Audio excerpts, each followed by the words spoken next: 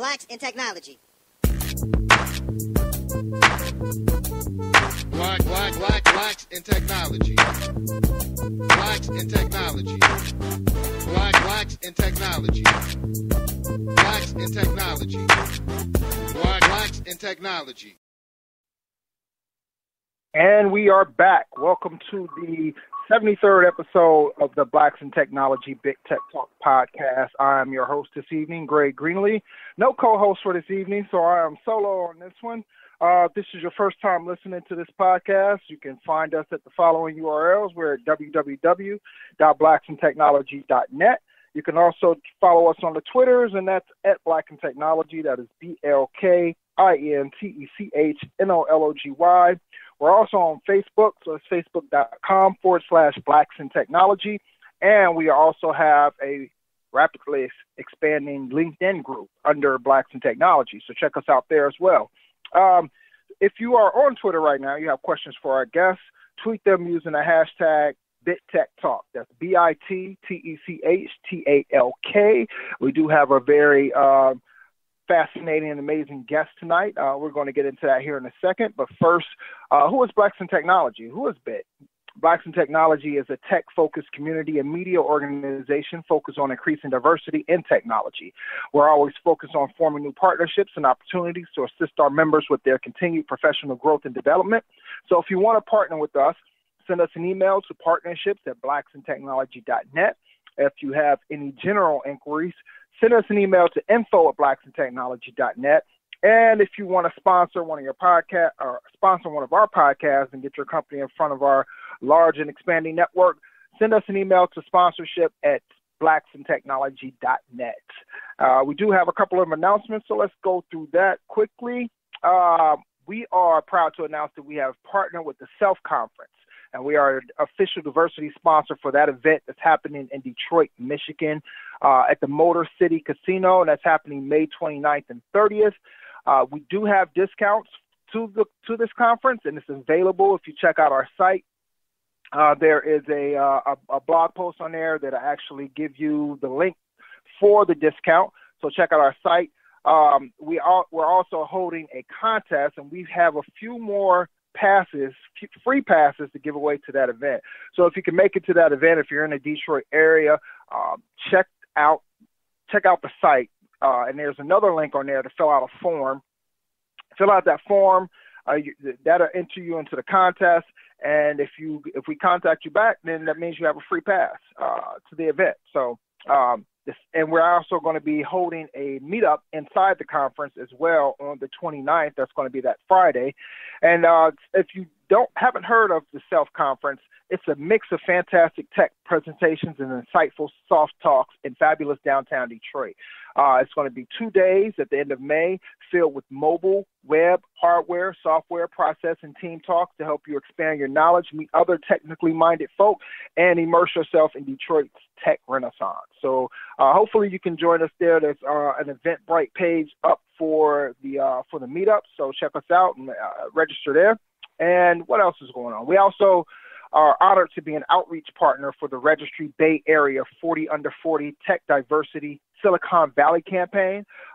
They are accepting nominations right now for their inaugural 40 Under 40 Tech Diversity initiative, and it's organized by the Registry Bay Area and Digital Diversity Network. The 40 Under 40 Tech Diversity is a regional recognition of the outstanding achievements of 40 leaders from underrepresented communities of color under the age of 40 who are standouts in their field of technology as engineers, technologists, diversity and inclusion officers, executives, entrepreneurs, or VCs. Nominees will be evaluated on their professional achievements and influence within their industries. Board affiliation, civic engagement, and other leadership roles will also be taken into consideration. The nomination deadline is Friday, May 8th. So if you want to nominate someone for the 40 Under 40 Tech Diversity campaign, go check out the registrybayarea.com and submit your nomination. All right, so now we're going to get into our guests. Right now, we want to welcome Dr. Damon A. Williams. He is a scholar, a leader, an educator. He is passionate about making organizations inclusive and excellent for all by creating equitable educational outcomes and activating learning, youth development, and leadership in ways that are transformative and inspiring as new possibilities. Dr. Williams received his PhD from the University of Michigan Center for the Study of Higher and Post-Secondary Education, where his focus was in the area of organizational behavior and management. He received his master's degree in educational leadership and his bachelor's degree in sociology, both from Miami University. We are going to talk to Dr. Williams about the My.Future Tech Initiative that is being spearheaded by the Boys and Girls Club of America. So I want to welcome Dr. Williams to the show. Dr. Williams, you there? I am here. Thank you so much for that robust introduction. Glad to be here. No problem. Glad to have you on. And right now, I know you're stuck in, not stuck, but you're in the Atlanta airport, so I appreciate you stepping to the side and for this podcast. Definitely appreciate that. So give us a little bit about your background and tell us about your involvement in the Boys and Girls Club of America and what the My.Future program is about. Sure. Well, thank you so much for that.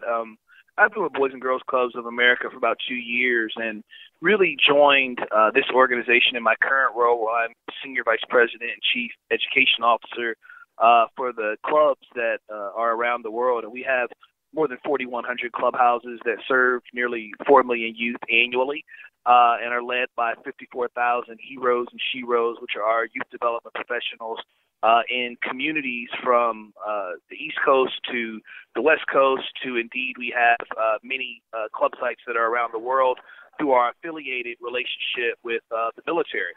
And in that work, we focus into 3 key priority areas. 1 is academic success, 2 is good character and citizenship, and 3 is healthy lifestyles. Those are our 3 priority areas, and for me, it's absolutely a coming home because I was a club youth myself growing up in Dayton, Ohio, was a member for multiple years of my local club, and it was a key component of my background and a key component of everything that I've been able to accomplish. And when the opportunity presented itself to lead my administrative appointment at the University of Wisconsin-Madison and my faculty appointment there, it was an incredible opportunity to bring together worlds, bring together the things I was passionate about in terms of creating equitable opportunity and to be able to do that much, much earlier on in the pipeline such that we can truly drive the next generation of leaders for the innovation economy. Excellent. For one thing I want to acknowledge is that you're from Dayton, Ohio. I'm out of Cincinnati, so big ups to you on that. Absolutely. Straight out of West Dayton, Ohio. Right. Nice. I actually have a lot of family. My father's side of the family is actually from Dayton, Ohio. So, excellent. And I didn't know how large, the Boys and Girls Club of America was. 4,100 facilities. For over 4 million kids, that's pretty remarkable. And I like the term sheroes as well. That's very, very nice. Very nice. Absolutely. It's we think it's one of the great organizations in the world today because we have a chance to make a incredible contribution into the development of young people. And, you walk into any of our clubs across this country, they are open every day. And the motto that we believe is that, when schools are closed, the clubs are open. And we see ourselves as an incredible partner to what goes on in schools. And the My.Future platform is going to quicken our ability to help young people, particularly in the arena of academic success, and helping them to acquire the type of digital literacy abilities that are going to be so essential to 21st century leadership. Excellent. And I love that what you were saying about early exposure because as we all know, and as this awareness around technology is building, we find out that early exposure is definitely key when it comes to our youth. So that's great. That's a great initiative. So tell us, the Boys and Girls Club of America has been a staple in urban communities for years. There's actually one being rebuilt right up the street from me. So why choose now to launch an initiative involving technology, or have you already had technology initiatives in place, but not on this magnitude? So we've had technology in place in our clubs for a number of years. Okay. But it was really basics, introduction to computers, introduction to basic computer applications like word processing, how to surf and manipulate on the web. And they were really basic applications, honestly, things that any six-year-old can do today. What we really have come to deeply understand and appreciate is that this is a generation of digital natives, and for us to be able to remain relevant in their lives, we have to have technology and digital platforms as an important component of how we bring the club experience to life. And so we made the decision about a year and a half ago that we were going to forge forward and think about technology in a new way and think about digital engagement in a new way, not as a program, but really see it as a pathway and see the digital environment as a pathway that we wanted to put young people on to help them to acquire the types of skills and abilities that would allow for them to be successful in a global, interconnected innovation economy. And so in that, what does that mean? That means that we want experiences that allow for them to understand how to use digital environments to explore, to learn, how to create content, how to collaborate, how to problem solve, how to transform their experiences in self-directed, individual learning types of pathways. And that's something that is much more dynamic than what we had before. And the My.Future platform, which Comcast, NBC Universal has been incredibly supportive in making a gift to help us build this platform, will allow us to do exactly that. It'll allow us to do exactly that, providing self-directed learning opportunities for young people to be exposed to topics like game design and how to introduction to coding experiences, introduction to video editing. It'll be a platform that's about allowing them to explore their interests, and then it will allow for them to explore those interests at different levels of complexity. So there'll be basic levels, there'll be intermediary levels, there'll be advanced levels, and the beauty of it is that as it ultimately is created, it will continue to evolve and become more dynamic over time. And so the idea is that we want to build the My.Future platform in such a way that it can be future-proofed, so that we can continue to upgrade it and continue to evolve it such that it never goes out of date, it never loses currency, it just continues to evolve as our communities of young people do. All right, that sounds excellent. And I like that what you've done is create this platform so it's not just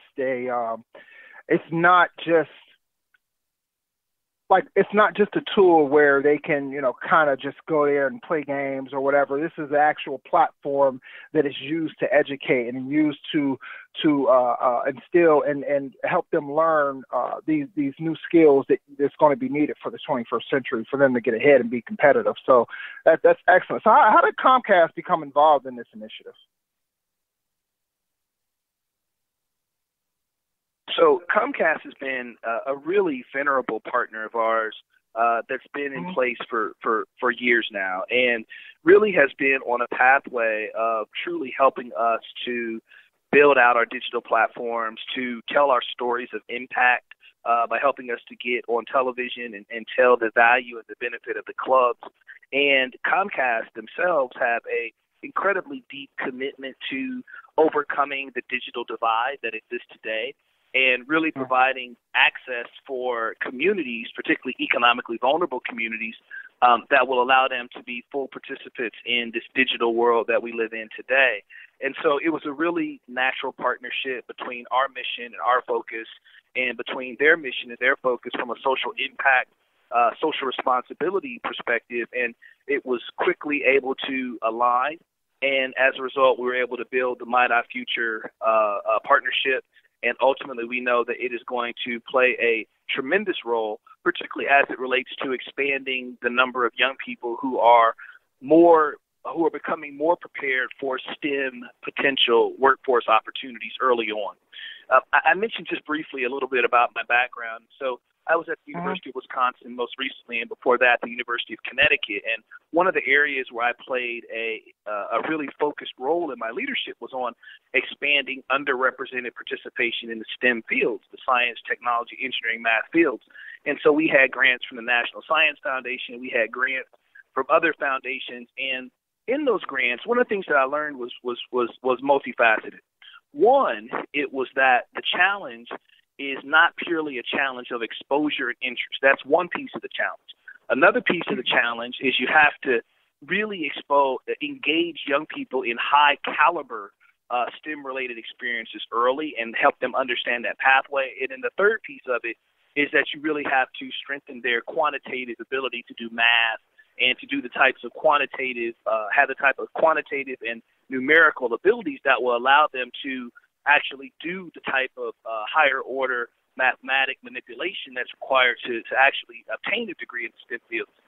What we're trying to do with My.Future and what we're trying to do with our Summer Learning Loss Prevention Program, which is the Summer Brain Gain Program, is we are tackling these challenges that truly stymie STEM-related possibilities head on. So our Summer Brain Gain Program has components in it that focus on STEM. It focuses on quantitative and numerical ability. And the My.Future platform provides that ability for us to have high-caliber, learning-centered experiences that children at the 6th grade level and on, all the way through high school, can engage in. And so we believe over time this is going to be a true difference maker that allows for us to quicken the possibilities of our members to be fully prepared for the 8 million jobs that are anticipated in the STEM-related fields over the next several decades. Wow.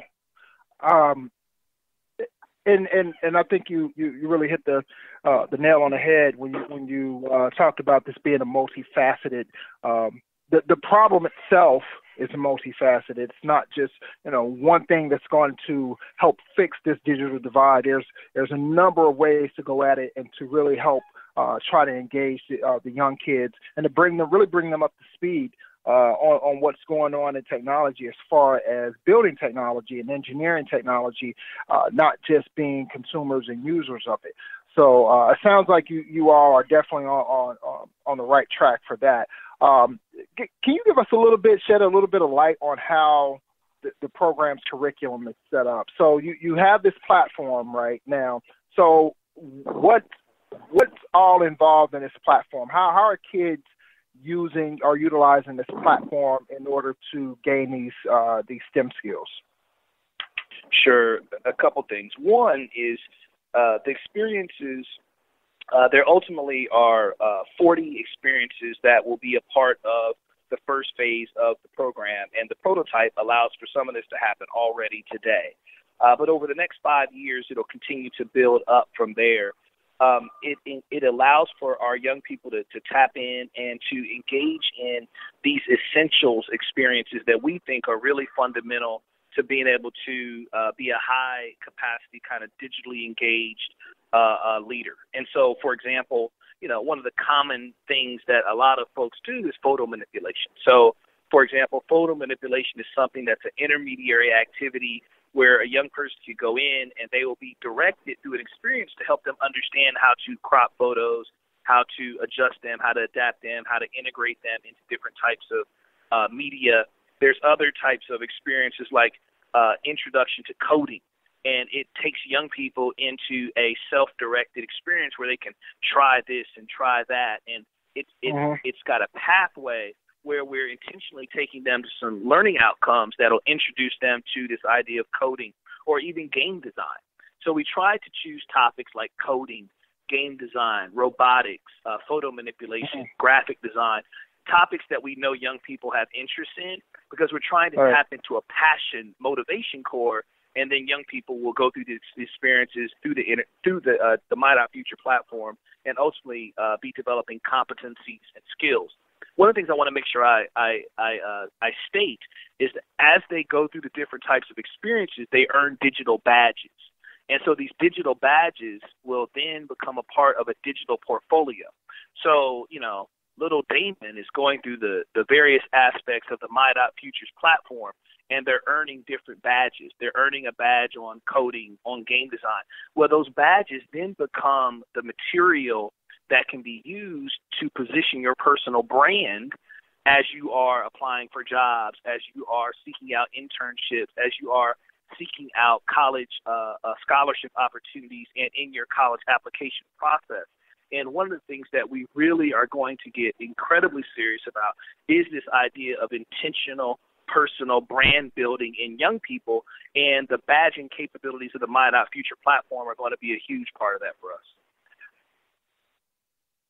Excellent. I think the three main areas that you all have chosen for technology, robotics, gaming, and coding are definitely great choices. Mainly because when you're dealing with the youth, they want to have that instant gratification, right? So if you're dealing with robotics and you're able to code something and make a robot do this, that's instant. They see it. They're in awe about it. They're wowed by it, and that will actually keep them engaged and learning more. Same thing with gaming. If you can make a character on a screen move to the left and then to the right or something like that, they instantly see that type of thing, and that instantly engages them and keeps them focused on that. And it's the same thing with coding. When you can write a line of code, hit enter, and instantly see your code.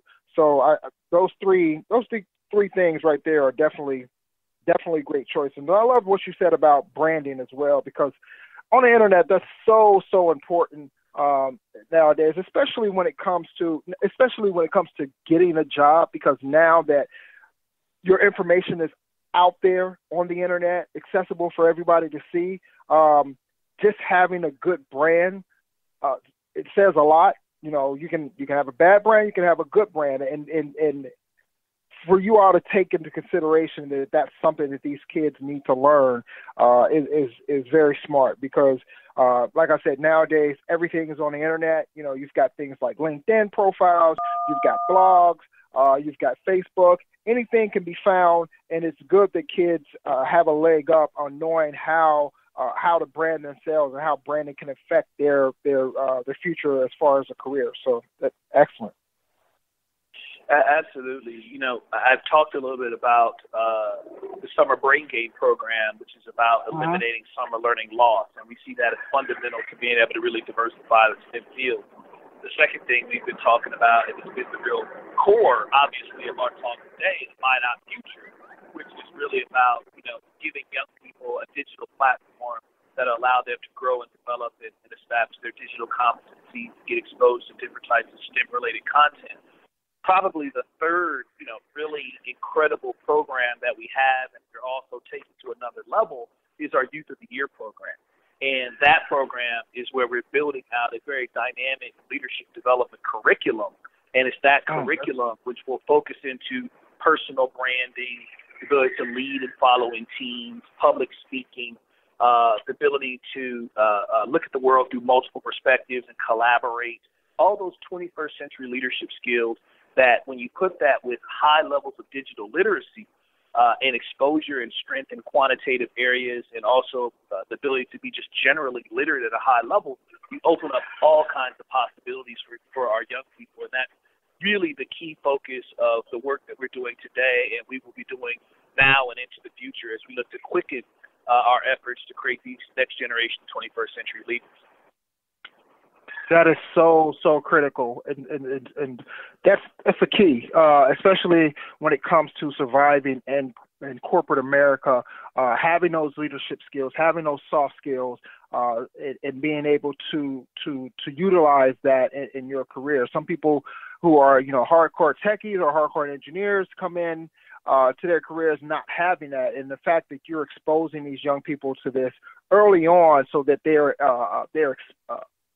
exposed to this now as opposed to later is excellent. I love what you said about being able to see this through a wider lens. We just had a guest on the podcast a couple of weeks ago, Yolanda Conyers, She is over at HP, and she heads up diversity there. She was telling us about the time she spent in China, and just how different the cultures are, and how she had to adjust, and how she had to kind of deal with that whole culture shift. So I think it's great that you all are tackling this, not just from the technology angle, but from a leadership development angle, and from a soft skills angle as well. So that's great. Absolutely. I appreciate your support of that. One of the things I like to say is that when we lift up the hood on My Not Future, you can see the experiences that I've talked about, right? So you can see the coding, the game design, the graphics, those things. But when you lift up the hood, what we're really doing is a couple things that are fundamental to long-term success. Number one, we're trying to spark in young people that they will be continuous learners throughout their life. And that learning is not all the time about being in a classroom. It's not about getting a degree. In the world we live in today, where information is ubiquitous and information is increasing at such a rapid rate and velocity, what we have to have in our economy is dynamic, continuous learners that can pivot from topic to topic, can consume, can manipulate, can create information. And that is the undergirding, the foundation of ultimately what this entire My Not Future concept really rests upon. Gotcha. And that's such a key, not only in a technology career, but in this digital age with so much information going across the wire, and people taking in so much information. It's imperative that our youngsters know how to navigate, know how to take this information and utilize that, and like you said, pivot and ingest this information in order to make themselves that much more competitive in this economy. So definitely. So how do they access My Not Future? Is this just completely online, or is this online and accompanied with like in-person training as well? How does that work? Sure. It is a online platform for our members right now that are able to access it. And ultimately, as the platform continues to evolve, it will feature a single member user login, which will allow for each member of the clubs, when this thing goes full develop, will be able to have their log into and access the platform. In the prototypes right now, Clubhouse access is the primary way that young people are using it. But the vision, as we go full-blown in the 5-year partnership with Comcast, NBC Universal, is that ultimately this will be a 24/7, 365 experience that young people will be accessing, not just in their clubhouse, but they will be dynamically accessing it from their handheld devices. They will be accessing it from laptops and desktops that they may have access to at libraries or at schools, or perhaps even in the home. And so the idea is, how do we, again, make the club experience not just an experience that happens in a bricks and mortar type of way, but an experience that happens irrespective of where you are in the world. You said something else, though, that I want to make sure I hone into. For us, the My Not Future project is a part of a bigger effort that we've created, which is the Digitizing Youth Development Project. And in the Digitizing Youth Development Project, overarching, what we're doing is we want to be a incredible player in establishing blended learning environments for young people, where it's not just the experience in the club, but that the programs that we have tie the experience in the club and the experience that they have outside the club to the digital world, such that it's a blended learning situation. And that is the ultimate vision of where we're going with our overall effort as we talk about this concept of digitizing youth development. Excellent. So, what you were talking about, how the kids not get engaged, but how they access the platform. So, how do you go about measuring progress, and how do you gauge? What metrics are you using to kind of gauge success of the program? Sure. So I want to talk about that in a couple ways. One is generally how we assess impact and development as an organization overarching. And one of the things that we invested in about 3 years ago was the establishment of a new assessment and evaluation system called the National Youth Outcomes Initiative, the NYOI initiative. And what that initiative does is it allows for us to collect about 150,000 surveys from young people that are club members every summer. And in that, we're asking them about their experience in the club. We're asking if they're having fun. We're asking them what they're learning. We're asking them to assess whether they've been skipping school or, what their challenges are. And those data allow for us to have a fairly sophisticated understanding of what's going on with our clubs, what's going on with our youth. So that's one way we assess. A second way that we assess is we are a deep believer in third-party evaluation. And so as a deep believer in third-party evaluations, I think I've got about 5 evaluations going right now against various different programs that we have in our portfolio right now, because we believe that what we're doing has to be evidence-based. It has to be on a cycle of organizational learning and continuous improvement. But as it relates to the My.Future platform, one of the beauties of this platform is that it will have in it assessment possibilities as you go through the experience. So as a young person is going through an experience, they are illustrating a skill or competency as they're going through it. So, for example, you might go through the first phase and earn 5 points in the first level badge because you mastered a certain type of competence. So right there, we're able to determine how long were you engaging on the platform in that activity. How many times did you come back before you were able to move to the next level? Did you move to the next level? You moved to the next level. How long did it take you to get to the level after that? And each of those levels have skill sets and competencies associated with it. And each of those levels is recognized by a digital badge that goes into your portfolio. So we're able to understand and ascertain the type of learning that's happening from young people, which is the ultimate thing that we're going for. Excellent. Thanks for that explanation.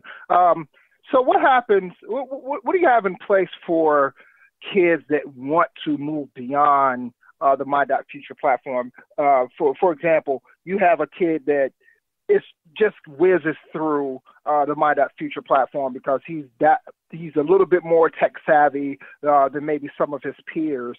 And now that he's gone through that, now he's engaged. Now he's really intrigued, and now he wants to tackle something that may be a little bit more beyond My.Future. Do you have anything in place for that type of kid?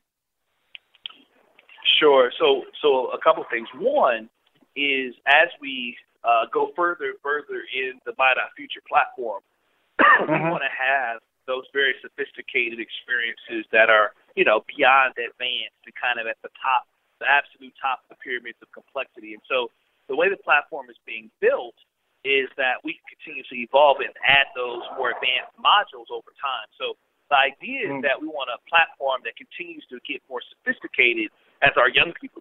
That's a part of the answer.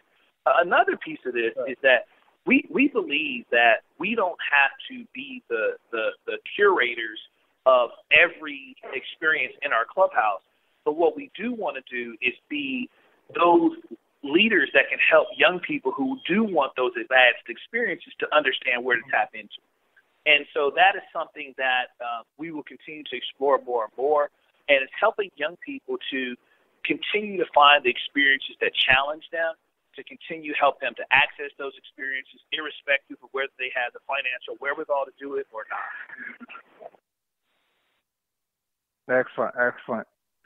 And so we all know that the kids being involved is one thing, but it always helps if the parents are involved as well. So what steps has BGCA taken to ensure that parents are involved in this learning process?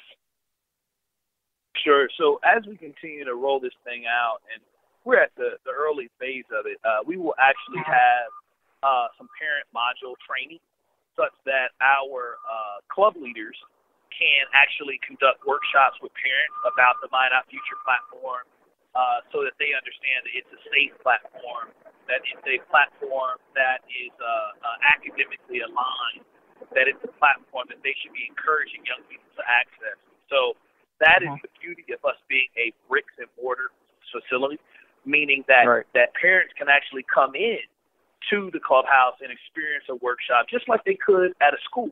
And in those modules that we're creating, our staff and clubs will be able to sensitize parents and other caregivers to what the My Not Future platform is all about and encourage them to help their young people to be able to access it. Although mothers and fathers and grandmothers and aunties and uncles may be less sophisticated in understanding how to access the platform than their young people are who are in the 6th or the 7th grade. Exactly. Well, fortunately for me, I'm an engineer, so unless my kids are geniuses at 3 and 6 years old, I don't have that. I don't have that problem. Although they are, these kids nowadays, it's just amazing. And this, I might be telling my age a little bit, but I remember the kind of handheld gaming consoles that just had the blip on the screen. That's kind of what I grew up with. But it's amazing that my 3-year-old now can, and at the time he was just 2, can take a tablet, know how to swipe it to turn it on, knows how to get to his favorite apps, knows how to, queue up his favorite video on Netflix. This is truly, these kids nowadays are a lot more digitally aware than we were at our age. So. Excellent. Absolutely. I have a daughter, and my daughter is currently about 18 months old, and she already understands how to swipe. She already understands if she presses on it, it's going to make it change. She understands that sound comes out of it, and if she pushes certain types of buttons, it goes on and off, and she's 18 months old. And so we really began to think about the seamless way that these young people are introduced to digital technology, what you begin to understand is a couple fundamental concepts. Number one is that for them, it is as natural as breathing. Number two, it also has an impact on their sense of identity. And so in many ways, they will interact in the social, digitally connected world in ways that previous generations would not even think to. It is as natural to post something and be looking for friends to like it or to retweet it or to advance it as it is to have a conversation with someone of my generation. And so the way that they think about themselves, the way that they think about themselves in relationship to others, and the manner in which technology is a natural facilitator of possibilities is so much different than the way that we were raised. To the point that as we continue to evolve forward, this idea of a mouse will go away. This idea of point and click will go away because everything will move different ways of interfacing the technology, and it'll be very natural to my daughter because she's 17 months old and she's swiping already. Right. And them being as young as they are and not having these boundaries in their minds already set, that is just going to really spur innovation. And that's why it's so important, what My Dot Future is doing, what the Boys and Girls Club of America is doing, because once we unleash that power of our young people and their imagination, and show them what can be done with technology, and kind of take those shackles off, then they'll be able to participate in this innovation economy. And I think that's what's so great about what you all are doing. So definitely. So what's the process like for interested people, say, or interested parties to become volunteers in a program? Say, for instance, they wanted maybe to try to help the My Dot Future platform by maybe coming up with some type of curriculum for it, or doing some coding work? Or do you all have some ways for people to become volunteers in that? The volunteer engagement component of My.Future specifically has not been built out. At Gotcha. the same time, the clubs are looking for volunteers every single day. And so, for an interested person that wanted to volunteer, it would be a process of contacting that local club where you wanted to volunteer and going through a protocol of safety. Because the first priority for us as an organization is safety of young people. First is safety. And then everything after that, after we've ensured the responsibility of safety, is everything after that is about how do we stay relevant in the lives of young people. And that's where a program, a platform, a vision like My.Future comes in, because it allows us to stay relevant in the lives of the digital generation, the app generation that we have in our clubs today and tomorrow. Right. So are there plans to make the platform kind of extensible so that maybe people can add on to it? Is there plans in the future for that? Not in terms of third parties or interested kind of openware contributors. And a part of that goes back to that issue of safety. So we're talking about having ultimately, the identities of young people connected to senior user login, such that, there's an incredible responsibility associated with maintaining the integrity of that information. So that would mean that we would obviously have to control and evolve the platform in more narrowly defined ways. Gotcha. So how can organizations such as Blacks in Technology, how can we lend our and other organizations like us lend our support to the My.Future program? Well, I think one of the ways that you can become engaged is to reach out to us at the Boys and Girls Clubs of America national office and express that interest in supporting. And we obviously would be very interested and would follow back up on that. I think other ways that your viewership could be involved is to actually connect directly with clubs locally. We are starving to have people who have a high level of technology related capacity to be engaged in our clubs, to conduct workshops, to talk about their experience of how they became a computer engineer, or how they became a graphic designer, or how they became a big data analytics consultant, to really demystify these pathways for young people who don't see them in their communities on a day-to-day basis. So individuals that are within your podcast ecosystem that could bring that type of experience, that type of background, that type of pathway to our clubs locally, honestly, would be the greatest treasure for those clubs, because they're always looking for ways to hero and shero and platform those folks who bring that to the table. Excellent. I was just I was talking to Tia earlier, and telling her how they just built a brand new Boys and Girls Club facility not too far from me up the road. They had one that was probably about a mile away from where they're building the new one now. And it was really, really outdated. It's been there for over 30-something years. Parking was terrible. It was only street parking. The way that it was accessible was really not in the best location. And I'm not talking about neighborhood-wise. I'm referring to how you actually have to access the Boys and Girls Club. It was like kind of like on the main street, and so you couldn't like pull in the parking lot or anything like that and maybe go in through the side or whatever. It was like right there, and during rush hour it was just a bear to try and get up that street because there would be so many cars parked. But they built a brand new facility right up the street, equipped with a parking lot, and it's just looks like it's going to be a huge facility.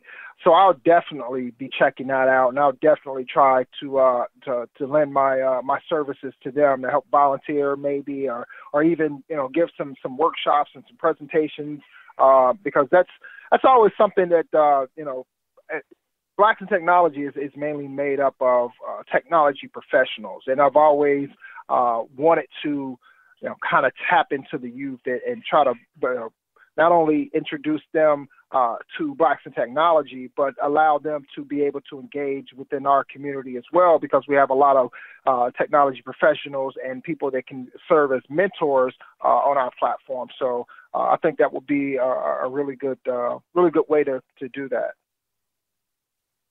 That's awesome.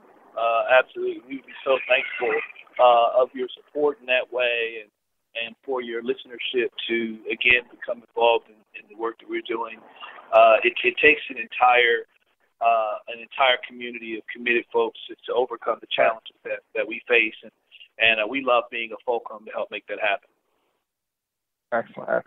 So before we jump off here, how can people find more information about the program? Where do they go?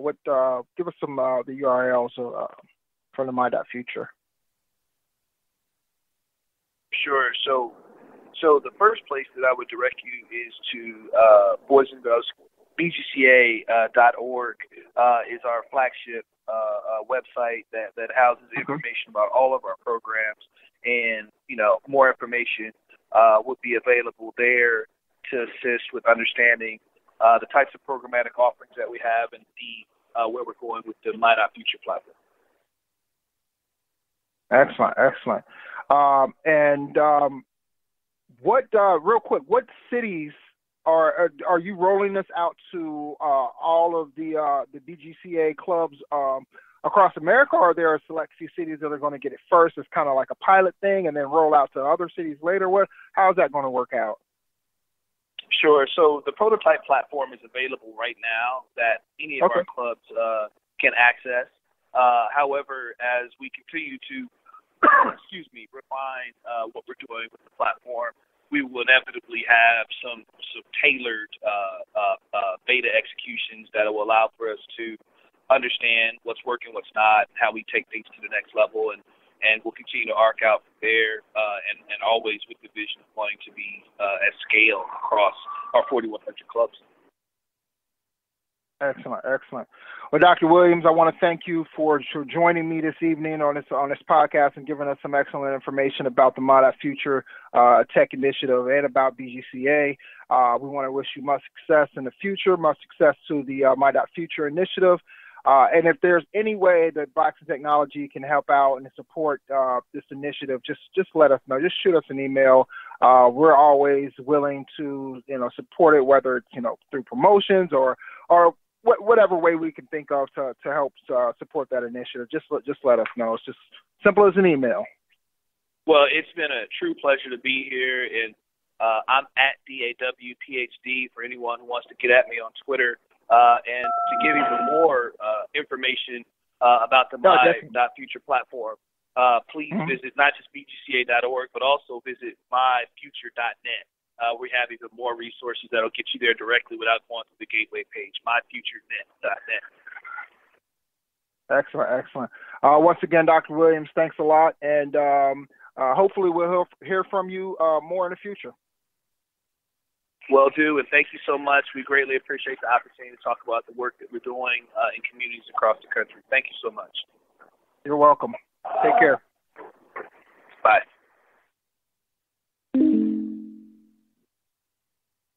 What a great conversation. What a great initiative that's going on at Boys and Girls Club of America. Definitely check them out at myfuture.net. Check that out them out at bgca.org.